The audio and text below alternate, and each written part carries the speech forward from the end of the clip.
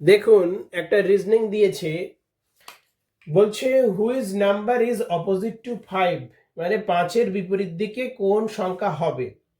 এবার দুটো ডাইস এখানে দিয়েছে। ডাইস যখন দুটো ডাইস দেবে, এই ধরনের অঙ্ক বিভিন্ন চাকরি পরীক্ষায় আসে, ডব্লিউবিসিএস থেকে শুরু করে group D, group C, ICDS, supervisor সমস্ত পরীক্ষায় আসে। তো প্রথমে দুটো ডাইসের মধ্যে কমন কোন সংখ্যাটা দেখা যাচ্ছে সেটা আগে খুঁজে বার করুন। 3 দেখুন দুটোতেই আছে, তাই 3 আগে লিখবো। দুটোতেই 3 আছে বলে 3 আগে লিখবো। লেখার পর 3 থেকে এইভাবে ক্লকওয়াইজ ঘোরাবো। ক্লকওয়াইজ ঘোরালে কি আসছে, পরপর এইভাবে লিখবো সংখ্যাগুলো।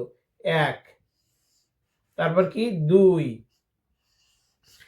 নিচের পরের ডাইসে যে 3টা আছে সেটা নিচে লিখবো, লিখে ক্লকওয়াইজ ঘোরাবো। কত আসছে, 5 আসছে। আবার এখান থেকে ক্লকওয়াইজ ঘোরাবো, কত আসছে, 6 আসছে। তাহলে এটা করার পর আমরা বুঝতে পারবো নিয়ম যেটা হচ্ছে সেটা বলছি। 5-এর বিপরীতে 1 থাকবে, 6-এর বিপরীতে 2 থাকবে, 3-এর বিপরীতে 3 তো আর থাকতে পারে না, তাহলে যে সংখ্যাটা পড়ে আছে সেটাই হবে। পড়ে আছে 4, তাহলে 3-এর বিপরীতে 4 হবে।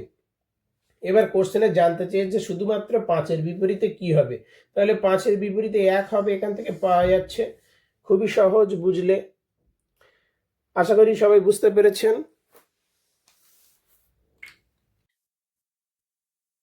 দেখুন ডাইজের এই প্রবলেমটা কিভাবে সলভ করবেন।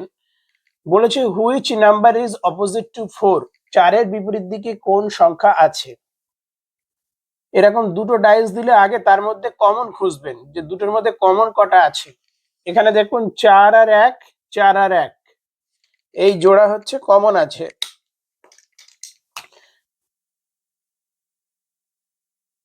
4 1 কমন আছে, এতেও দেখুন 4 1 কমন আছে। যখন এরকম দুটো জোড়া কমন পাওয়া যায় বা এক জোড়া কমন পাওয়া যায়, তখন কি হয়, যে সংখ্যাটা পড়ে থাকে তারা পরস্পরের বিপরীত, মানে 5-এর বিপরীত হবে 6, 5 আর 6 একে অপরের বিপরীত হবে। কিন্তু এখানে জানতে চেয়েছি 4-এর বিপরীতে কি হবে। এরকম ক্ষেত্রে যখন এক জোড়া কমন থাকে তখন একটা আরেকটার বিপরীত হয়, আর যে সংখ্যা দুটো দেখা যায় না সেই সংখ্যা দুটো একে অপরের বিপরীত হয়। তাহলে 2 আর 3 দেখা যাচ্ছে না, ফলে 2-এর বিপরীতে 3 আছে বা 3-এর বিপরীতে 2 আছে। বোঝা গেল? অপশন সি তাহলে এখানে উত্তর। দেখুন ডাইজের একটা রিজনিং আছে, এটা কিভাবে করবেন। 3টে ডাইজ আছে, প্রথম দুটো ডাইজের মধ্যে আগে দেখি কমন কি আছে। প্রথম দুটো ডাইজের মধ্যে 4 কমন আছে, তাহলে 4 লিখবো, লিখে ক্লকওয়াইজ ঘোরাবো। ঘোরালে কত আসছে, 6 হচ্ছে, 6-এর পরে 2 হচ্ছে। আবার এই ডাইসটার মধ্যে যে 4 আছে 4টাকে লিখবো, 4-এর পর ক্লকওয়াইজ আসলে কত আসছে, 1 আসছে, 1-এর পর 5 আসছে। এই দুটো ডাইসের মধ্যে কম্পারিজন করে দেখা গেল 6-এর বিপরীতে 1, 2-এর বিপরীতে 5।